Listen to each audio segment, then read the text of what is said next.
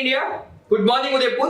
मैं विनोद अग्रवाल आपके साथ यूट्यूब चैनल के माध्यम से जुड़ा हुआ हूँ। आज हमारे साथ इंडस्ट्री एक्सपर्ट्स मिस्टर राजेश जयदमन साहब अवेलेबल है, जिनको इंडस्ट्री के अंदर हैंडसम एक्सपीरियंस है और प्रोडक्ट टीम को हेड करते हैं।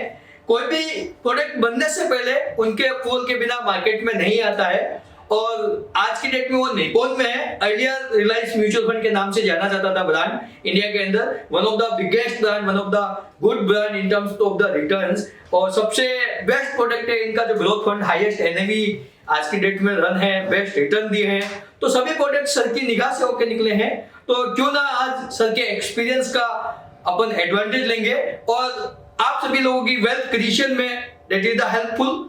और इन्वेस्टमेंट के साथ साथ एक स्पेशल चीज है, उसका नाम है सिप इंश्योर। एसआईपी के साथ इंश्योरेंस फ्री ऑफ कॉस्ट मिलता है, तो उसके ऊपर भी डिटेल से बात करेंगे। तो इस वीडियो को एंड तक देखिएगा तो आपको डेफिनेटली वेल्थ के साथ साथ एक आपको सम एश्योर्ड भी फ्री में मिलने की पूरी संभावना है।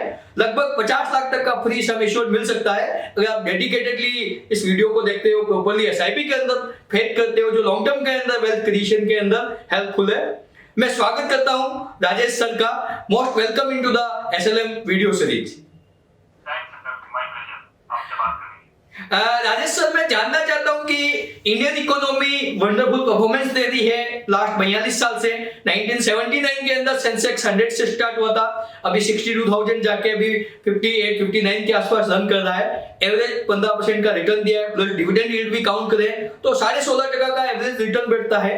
इसके अंदर काफी सारे प्रॉब्लम्स इंडियन इकोनॉमी के साथ भी आई है, जैसे कि यू कैन से कि change of the government, Covid, Arshad Mehta कांड, केतन पारी कांड, global recessions, multiple things happen हुई है इन इंडियन इकोनॉमी के साथ भी। उसके बावजूद भी इतना वंडरफुल रिटर्न्स है। तो एक इन्वेस्टर अगर लॉन्ग टर्म वेल्थ क्रिएशन करना चाहता है for long term goal, you can say कि रिटायरमेंट प्लानिंग, चाइल्ड एजुकेशन या एनी लॉन्ग टर्म गोल जो 10 साल से अबव है, तो उसके लिए आपका क्या प्रोस्पेक्ट है, क्या विजन है, आप इंडियन इकोनॉमी को किस तरीके से देखते हो? जिस तरह से कि गवर्नमेंट ऑफ इंडिया, मोदी साहब का ऑलरेडी विजन है कि 5 ट्रिलियन इकोनॉमी की वर्क होनी चाहिए।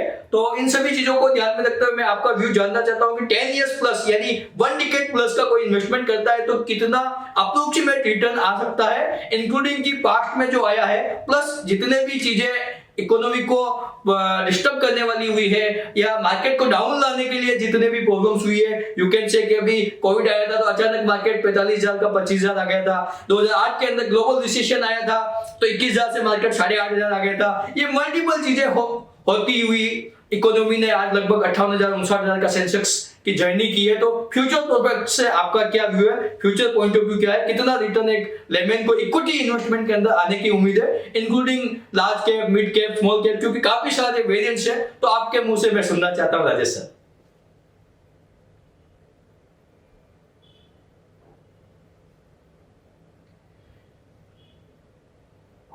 Rajesh sir, my voice is Audible?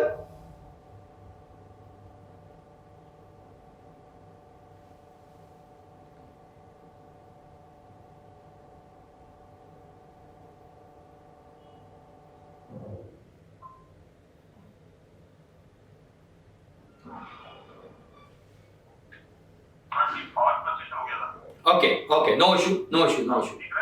हाँ हाँ,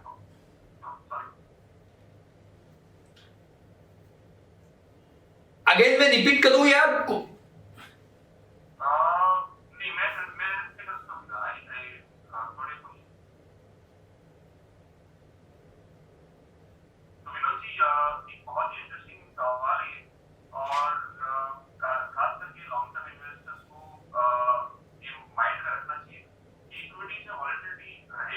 हाँ हाँ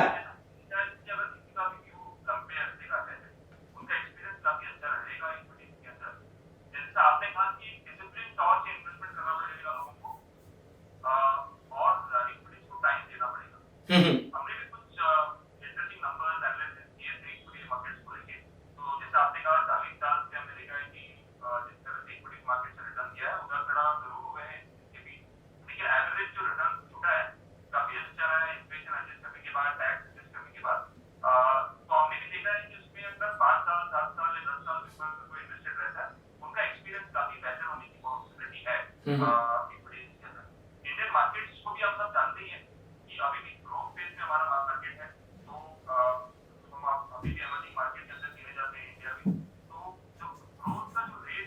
हम्म। देश है हमारा ग्रोथ तो काफी फास्ट है compare to most of the other countries in the world among the top countries in terms of GDP growth. तो ये सबसे अहम ड्राइवर है। साथ में हमने देखा कि पिछले 6-7 साल में काफी रिफॉर्म्स हुए हैं इंडिया के अंदर, उसका बेनिफिट हमको अभी जाके मिल रहा है। जो हम टैक्सेशन में रिफॉर्म्स हो या फिर ट्रांसपेरेंसी को लेकर रिफॉर्म्स हो, और उसका जो एकदम रिफ्लेक्शन आप बोल सकते हो वो दिखता है हमको इक्विटी मार्केट के अंदर। तो हमारे हिसाब से इंडिया बहुत ही अच्छे प्लेटफॉर्म पे है जहाँ से काम पे है, जहाँ से आगे की ग्रोथ पॉसिबिलिटी काफी ठीक है। आपने वैसे नंबर पूछा, हालांकि नंबर देना बहुत ही मुश्किल है, ओके। इस तरह से बन सकता है।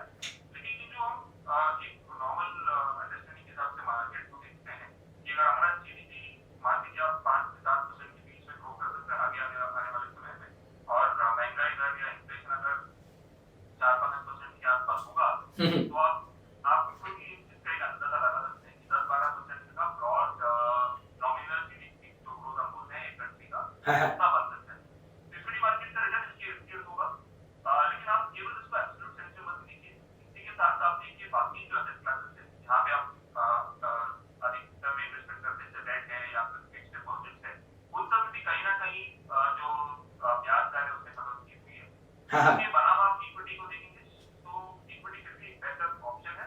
हाँ, थोड़ा इसमें संयम बनाए रखना पड़ेगा हमको कि मार्केट उतार चढ़ाव जरूर होंगे, लेकिन अगर आपका जैसा 10 साल का व्यू है तो इक्विटी काफी अच्छा एसेट क्लास है। और इंडिया जिस जिस मुकाम पे जिस प्लेटफॉर्म पे है काफी अच्छा जगह पे है, वहाँ यहाँ से लेके ग्रोथ पॉसिबिलिटी काफी अच्छी रहेगी इनके आगे चलते। Okay okay. राजेश सर, क्या हिस्ट्री कहती है कि 16% का रिटर्न दिया है, तो एक इन्वेस्टर को जैसा कि आपने बताया कि नॉमिनल जीडीपी के इर्द गिर्द रिटर्न देने की संभावना है, जिसे अपन एक लेमन लैंग्वेज में कहते हैं कि जितना महंगाई दर रहेगा और जितना जीडीपी रहेगा दोनों को प्लस कर लो तो एक नॉमिनल जीडीपी हो जाती है, और हिस्ट्री 16% की है, तो डबल डिजिट रिटर्न आराम से आने की उम्मीद है लॉन्ग टर्म के व्यू से। But all the mutual fund are subject to market risk, ये हमेशा साथ में रहेगा ही रहेगा, क्योंकि जब अपन हायर रिटर्न्स आते हैं तो उसके साथ रिस्क एसोसिएटेड रहती है। राजेश सर, मैं जानना चाहता हूँ कि आप निप्पॉन, रिलायंस और इतना ह्यूज एक्सपीरियंस है आपको कि मेरे शब्दों में कहना बहुत टफ है। मैं जानना चाहता हूँ कि आपका जो स्पेशल प्रोडक्ट है सिप इंश्योर, एसआईपी के साथ इंश्योरेंस फ्री ऑफ कॉस्ट दे रहे हैं, बट काफी सारी जनता को इसके बारे में नहीं पता है, क्योंकि फर्स्ट रिलायंस ने स्टार्ट किया था, बाकी कुछ कंपनियों ने इसकी कॉपी करने की स्टार्ट करके किया था, बट वापस अभी right now only on Nippon के पास ही अवेलेबल है SIP insure, other asset management company के साथ अवेलेबल नहीं है। तो क्या जो इसकी इंश्योरेंस की कॉस्ट आती है, क्योंकि कहने में अच्छा लगता है कि ये फ्री है, बट प्रैक्टिकली कोई भी चीज फ्री नहीं होती है, तो जो इसकी कॉस्ट आती है एएमसी बुक से होती है या एनएवी एडजस्टेड होती है और इन्वेस्टर को ही इसकी कॉस्ट बियर करनी पड़ती है? इसके पीछे एक थोड़ा बैकग्राउंड है, हिस्ट्री है कि ये प्रोडक्ट शुरू कैसे हुआ था। तो ये उस समय में शुरू हुआ था जहाँ पे म्यूचुअल फंड इतना पॉपुलर नहीं था, या फिर ऐसा वर्ड नहीं था कि सब लोग को पता था म्यूचुअल फंड क्या होती है। राइट। तो इसमें आइडिया ये था कि हम नए इन्वेस्टर्स को यहाँ पे आए लेकर आए, उनको एक एक्सपीरियंस दे म्यूचुअल फंड का, साथ में जो इंश्योरेंस पे काफी लोगों को आइडिया था तो उनको एक इंश्योरेंस का एक एडेड एडवांटेज भी मिले। तो हमेशा ही प्रोडक्ट शुरू होने से लेकर अभी तक भी इसमें जो भी कॉस्ट है वो एएमसी बेयर करता है, स्कीम तो चार्ज नहीं होगी। ओके। एएमसी का जो बैलेंस शीट है, एएमसी का जो प्रॉफिट एंड लॉस है, उसी में से ये एक्सपेंस में खर्चा निकलता है। तो इन्वेस्टर्स को कोई भी एक्स्ट्रा चार्ज नहीं है, कोई भी रिस्क कॉस्ट नहीं है। यहाँ पे स्कीम के जो रिटर्न है जो दूसरे इन्वेस्टर्स को मिलेंगे जिन्होंने ऑप्ट नहीं किया होगा सिकंदर को, वो आपका रिटर्न भी सेम रहेगा, साथ ही साथ एक एडेड एडवांटेज मिलता है। ओके। हमारे थॉट प्रोसेस ये थी कि हम लॉन्ग टर्म के लिए इन्वेस्टर्स को लेके आए और उनको इंट्रोड्यूस करें म्यूचुअल फंड्स। ओके ओके, तो इसकी कॉस्ट एएमसी बुक से चार्ज होती है, एनएवी से या स्कीम से चार्ज नहीं होती है। राजेश सर, जैसा कि मुझे थोड़ा बहुत आइडिया है, मैं भी 2006 से इस इंडस्ट्री में हूँ, तो लगभग 50 लाख तक का अपन इंश्योरेंस फ्री ऑफ कॉस्ट दे सकते हैं मैक्सिमम एसआईपी के ऊपर। तो क्या इसका प्रोज एंड कॉन है कि कितनी एसआईपी पे कितना अप्रोक्सीमेट, फर्स्ट ईयर कितना रहता है, सेकंड ईयर कितना रहता है, थर्ड ईयर कितना रहता है, या बीच में एसआईपी डिसकंटिन्यू कर दी है तो व्हाट हैपन? तो मैं इसके बारे में थोड़ी सी जानकारी चाहता हूँ सर। तो इसमें इंश्योरेंस कवर थोड़ा अपग्रेडेड है, जैसा आप थोड़ा लंबे अवधि के लिए रखेंगे तो आपका इंश्योरेंस कवर भी बढ़ेगा इसमें। तो जैसा आपने कहा 50 लाख का तो कैप है ही इसमें, एब्सोल्यूट ओवरऑल कैपिंग जो है। इसमें एज का भी क्राइटेरिया है, 51 साल 51 ईयर से ऊपर आप इस फैसिलिटी को अवेल नहीं कर सकते हो। ओके 18 साल से लेके 55 साल तक इन्वेस्टर का जो एज है उसके बीच में उनको ये इंश्योरेंस का फैसिलिटी प्राप्त होगा। ओके और दूसरी बात है कि आपके जो कवरेज है वो 3 ग्रेड पे होता है। 10% का होता है, फिर आपका 50% पे और फिर 120 times. Okay 10 times 50 times, sorry 10 times 50 times and 120 times. Okay तो 10 टाइम्स पहले 2 साल के लिए होता है, फिर 3 साल के ऊपर 6 साल तक आपको 50 टाइम्स का कवरेज मिलता है और 6 साल के ऊपर आपको 120 टाइम्स का कवरेज मिलता है। ओके ओके और लेट ये भी कहती है मैक्सिमम लिमिट आपने बोला 50 लाख का। ओके ओके मतलब 50 लाख से ज्यादा नहीं मिल सकता है, मैक्सिमम 50 लाख एक पेन नंबर पे एक कैंडिडेट ले सकता है। फर्स्ट 2 इयर्स के अंदर 10 टाइम, यानी किसी की 10,000 की एसआईपी है तो उसको लगभग 2 लाख का फर्स्ट 2 इयर्स में मिल जाएगा। और 2 to 6 इयर्स के अंदर अपन बात करें तो 50 टाइम यानी 10 लाख का उसको मिल जाएगा। और अगर वो आगे कंटिन्यू करता है 6 इयर्स प्लस तो 120 टाइम्स इसको लगभग 12 लाख का बीमा उसको मिल जाएगा। ओके अच्छा, मैं जानना चाहता हूँ सर कि किसी ने एसआईपी शिप इंश्योर चालू कर लिया है और 2 साल बाद यानी यू कैन से कि 25th मंथ के बाद ड्यू टू सम रीजंस वो एसआईपी उसने स्टॉप करवा दी है या बैंक मर्जर होने से टेक्निकल कारणों से स्टॉप हो गई है, तो उसके इंश्योरेंस कवर के साथ क्या होगा? सर मिनिमम 3 साल इसमें रखना पड़ता है आपको।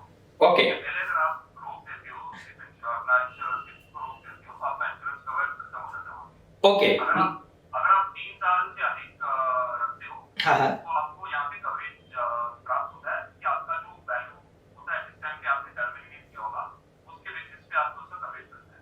ओके जैसे लेट्स सपोज एग्जांपल के लिए किसी को 37 मंथ में किसी ने एसआईपी स्टॉप कर दी है और 10,000 की एसआईपी थी, 3,70,000 रुपए उसकी 50 टाइम्स जो कवर एलिजिबल था उतना मिलेगा। तो अगर 6 साल के बाद कोई रोक देते तो 120 टाइम्स का कवरेज मिलेगा आपको। ओके ओके लास्ट जो एसआईपी था जिसमें बंद हुआ था उसका 120 टाइम्स मिलेगा। मान लीजिए अगर 5 लाख रुपए एसआईपी था तो उसका 120 टाइम्स का कवरेज मिलेगा। Okay okay okay okay sir, इसमें जब कभी भी किसी बंदे के साथ कोई ट्रेजेडी होती है तो उसको फंड वैल्यू प्लस कवरेज मिलता है या ओनली विचएवर इज हायर? उनको दोनों ही मिलता है। फंड वैल्यू मिलेगा, फंड वैल्यू के ऊपर रिडक्शन देना पड़ेगा। यस इंश्योरेंस का जैसा नॉर्मल इंश्योरेंस होता है वैसे ही मिलेगा। इंश्योरेंस का अलग से आ जाएगा, बाकी रिडक्शन आप दे दो तो आपको फंड वैल्यू में मिल जाएगा। ओके क्या सर इसकी सेपरेट पॉलिसी बन के आती है इन्वेस्टर के पास या एक ग्रुप इंश्योरेंस है? ये ग्रुप इंश्योरेंस है लेकिन इसका एक बाकायदा आपको डॉक्यूमेंट मिलती है हमारी एंड से कि आपका इतना इंश्योरेंस कवर है, इसमें टर्म इंश्योरेंस कवर है, ये ग्रुप कवर है। ओके ओके ओके ओके और सर एग्जाम्पल के लिए मैं जानना चाहता हूं कि जैसे काफी सारे प्रैक्टिकल केस भी हुए हैं जिनको क्लेम भी मिला है क्योंकि काफी समय से ये प्रोडक्ट रन हो रहा है और काफी सारे लोगों के साथ ट्रेजरी हुई है तो उनको फायदा भी मिला है। क्या ये इक्विटी, डेट और लिक्विड तीनों कैटेगरी के लिए एलिजिबल है एसआईपी? ऐसे भी एलिजिबल है सर। लिस्ट ऑफ स्कीम्स है हमारे पास इसके अंदर। तो इसमें नंबर ऑफ स्कीम्स थोड़ी वेरी करते हैं depending on mostly equity oriented schemes में जो पुरानी स्कीम्स है उनमें कवरेज आपको ज्यादा मिलेगी। इसमें कुछ हाइब्रिड स्कीम्स में भी कवर है। ओके तो कुछ नए स्कीम्स में ऑब्वियसली अवेलेबल नहीं है क्योंकि अभी रिसेंट लॉन्च है। हाँ हाँ मेजरली आपको जो पुरानी सारी इक्विटी स्कीम्स है ओके सारे में मिलेंगे। कुछ हाइब्रिड पोर्टफोलियोज भी है उसमें मिलेंगे। ओके स्कीम्स पे नहीं है ये कोई specific. Okay okay okay okay मतलब इक्विटी और हाइब्रिड स्कीम में अवेलेबल है, जो ओल्ड स्कीम है उन सब में अवेलेबल है, न्यू स्कीम में अभी एप्लीकेबल नहीं हुआ है। कुछ सारी इक्विटी स्कीम्स में नहीं है। जो पुराने वाले जो इक्विटी स्कीम्स जैसे ग्रोथ है, विजन है या मल्टी कैप है, लार्ज कैप है, वैल्यू है, इन सब में अवेलेबल है। स्मॉल कैप में भी अवेलेबल है। स्मॉल कैप में भी available okay okay okay okay okay sir है। रिटायरमेंट स्कीम में भी अवेलेबल है। ओके ओके रिटायरमेंट प्रोग्रेसिव में भी अवेलेबल है। रिटायरमेंट हां ये दोनों में टैक्सेबल में भी अवेलेबल है। Okay okay okay okay okay तो सर अभी भी आप देखोगे तो पर्टिकुलर निप्पॉन की भी बात करें तो मैक्सिमम एसआईपी शिप इंश्योर्ड में नहीं है। इसके पीछे क्या कारण है? क्योंकि मैंने काफी बार डाटा एनालिसिस किया है तो कि मैं भी जितनी भी एसआईपी करता हूं तो लोग बाग इंश्योरेंस के प्रति एसआईपी के साथ इंश्योरेंस उनको ऐसा लगता है कि कहीं कहीं इसका चार्जेस लगता है, ऐसा कुछ है। तो आपका क्या ओपिनियन है? क्योंकि 100% एसआईपी जो एलिजिबल इन्वेस्टर है उनकी भी एसआईपी में सिर्फ इंश्योर्ड नहीं है। ये जो आपने पहली बात कही सर उसकी वजह से क्योंकि अवेयरनेस लेवल जो है रेगुलेटरी के साथ कम है या फिर कहीं ना कहीं मन के अंदर डर होगा इन्वेस्टर को कि इसमें कोई एडिशनल चार्ज होगा जो आपको भरना पड़ेगा, इसके लिए आप पार्टिसिपेट नहीं करें। यही कारण लग रहा है हमारी तरफ। इसके कारण शायद इतना पॉपुलर नहीं हुआ, ना केवल हमारे साथ, बाकी जैसा आपने कहा कि इंडस्ट्री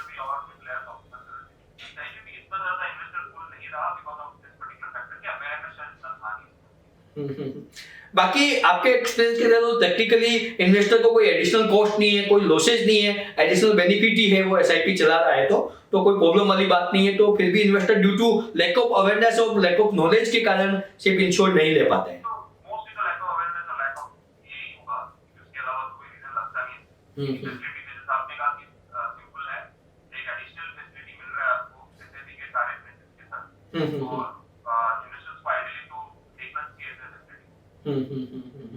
सर मैं पूछना चाहता हूँ कि एसआईपी मैंने चालू कर दी है एग्जाम्पल के लिए 25,000 की, और मैं मार्केट डाउन आया बीच में एडिशनल सिप इंश्योर वाले फोलियो में करता हूँ, तो क्या मेरा इंश्योरेंस कवर डिस्टर्ब होगा? आपका ओवरऑल अमाउंट कैप है, जैसा मैंने कहा 3 लाख पे कैप है। हाँ, हाँ। आपका इन्वेस्टर लेवल पे कैलकुलेट करते हैं। हाँ, हाँ। अगर आपके पास मल्टीपल इन्वेस्टमेंट भी है, एक इन्वेस्टर के नाम पे, बैंक के नाम पे, हाँ, हाँ। तो आपका टोटल जो इंश्योरेंस कवरेज है उसका अमाउंट लिमिटेड है। नहीं एग्रीड, बट ऐसा तो नहीं है कि मैंने एडिशनल परचेज कर ही नहीं सकता हूँ उस फोलियो में, या कर सकता हूँ? आप कर सकते हो, एडिशनल परचेज कर सकते हो, लेकिन आपका टोटल अमाउंट का वैलिडिटी रहेगा। Okay okay. क्या मैं एग्जाम्पल के लिए 3 साल बाद 4 साल बाद मैं देखता हूँ कि मुझे कुछ 1 लाख तक का प्रॉफिट बुक करना है, long term capital gain book करना है, तो मैं उस फोलियो से कुछ रिडम्पशन भी कर सकता हूँ? रिडम्पशन अगर आप करोगे तो जैसा कहा कि आपको मिनिमम टाइम पीरियड रखना पड़ेगा, हाँ हाँ हाँ तभी जल्द क्या अवेलेबल होंगे। हाँ, हाँ। अगर आप रिडम्पशन बीच में करोगे तो अगर आप पहले कर दिए पार्शियल रिडम्पशन होगा तो आपका कवर सीज हो जाएगा, 3 साल के पहले आप प्रॉफिट बुक कर देंगे। ओके, और 3 साल बाद करते हैं तो? हाँ, उसकी बात करेंगे तो आपको जैसा मैंने कहा कि कवरेज तो मिलेगा ही ना, मिनिमम 3 साल तो कंप्लीट करना पड़ेगा। Okay okay okay okay okay okay. बाकी इक्विटी का एडवांटेज इसमें इक्वली मिलेगा जिस कैटेगरी में अपन इन्वेस्टमेंट कर रहे हैं, चाहे वो लार्ज कैप है, चाहे वो मिड कैप है, चाहे स्मॉल कैप है, जो फंड्स के जो रिटर्न होंगे वो इक्विवेलेंटली होंगे, जैसे जिसने इंश्योरेंस लिया या नहीं लिया उसमें कोई इंपैक्ट नहीं आएगा। सॉरी, इक्विटी रिटर्न जो फंड का रिटर्न तो सेम ही होगा सर, जैसे मैंने आपसे कहा पहले। हाँ हाँ हाँ कोई भी डिफरेंशिएशन नहीं है आपके फंड में और जो लोग नॉर्मली करते हैं या जो इन्वेस्टर के फैसिलिटी में ऑप्ट करके करते हैं, हाँ, हाँ। तो उसमें कोई भी डिफरेंशिएशन नहीं है, एग्जैक्टली वो सेम रिटर्न मिलेंगे आपको।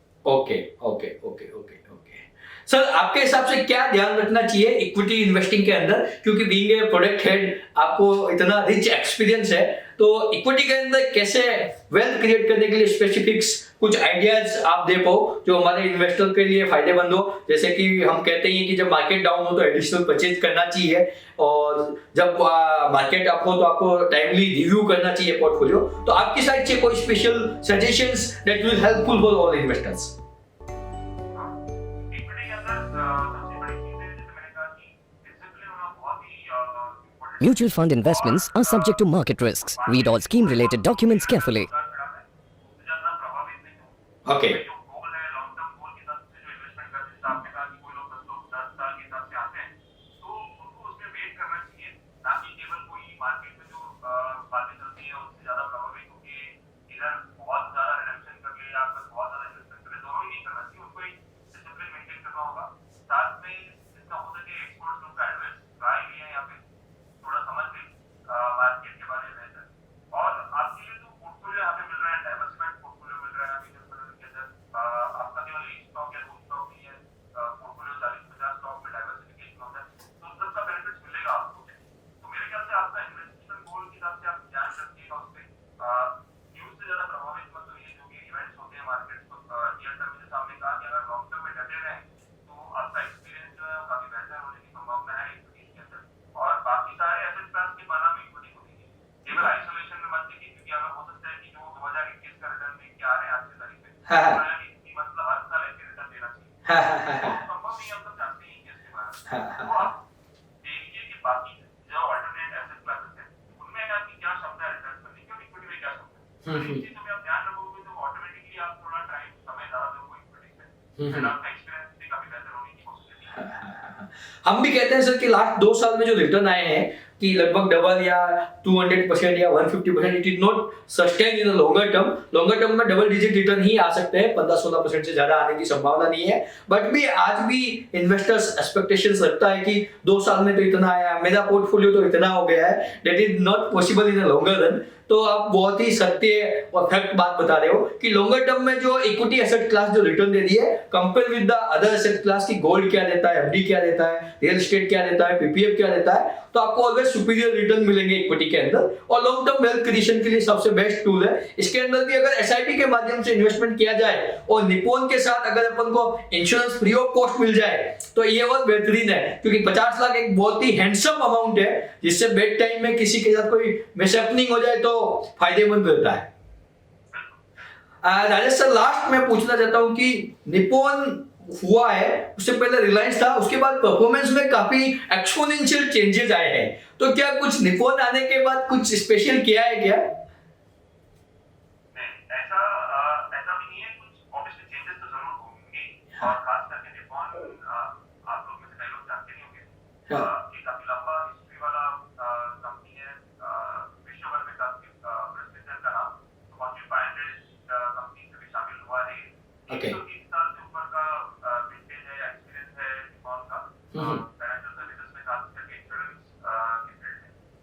तो नेचुरल है जब इतने बड़े एक्सपीरियंस से कोई हमारे साथ जुड़ रहा है, तो जो विश्वभर में जो बेस्ट प्रैक्टिसेस है, ग्लोबल बेस्ट प्रैक्टिसेस है, वो भी हम काफी कुछ इम्प्लीमेंट कर रहे हैं अपने पोर्टफोलियो मैनेजमेंट में। लेकिन अगर आप देखो कि पोर्टफोलियो मैनेजमेंट जो टीम है, इन्वेस्टमेंट टीम जो हमारा है, वो काफी हद तक से भी रहा है पिछले 10-15 सालों में, बहुत बड़ा चेंजेस नहीं था। हाँ सही और हमारी काफी सिमिलर ही रहा है, लेकिन थोड़े और रिस्क मैनेजमेंट के प्रति जो विश्वभर में जो अच्छे जो नीतियां अपनाई जाती है, वो हमने यहाँ पे भी अपने सिस्टम में भी इम्प्लीमेंट किया है। ओके। तो उसका भी कहीं ना कहीं हमको बेनिफिट दिख रहा है। तो जो बहुत ज्यादा जो उछाल आते हैं या गिरावट होती है, उनको थोड़ी बैलेंस आउट करने की कोशिश की है हमने फंड्स के अंदर to some risk management practices.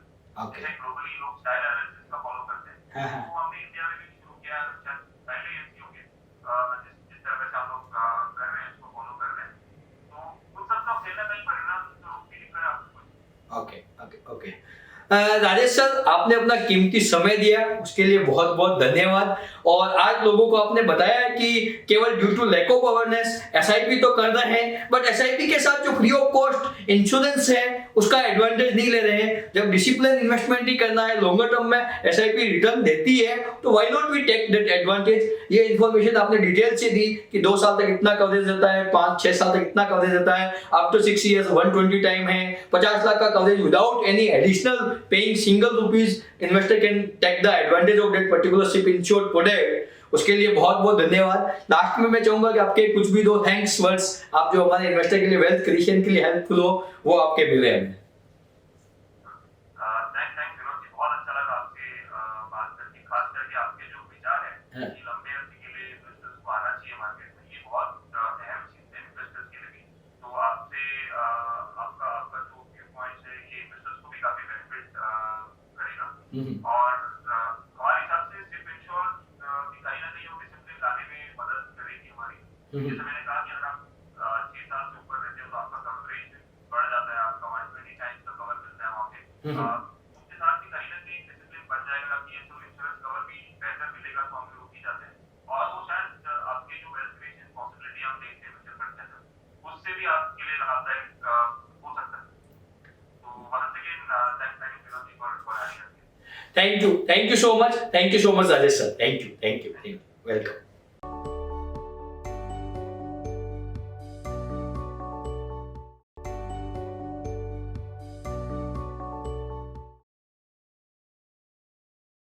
Mutual fund investments are subject to market risks. Read all scheme related documents carefully.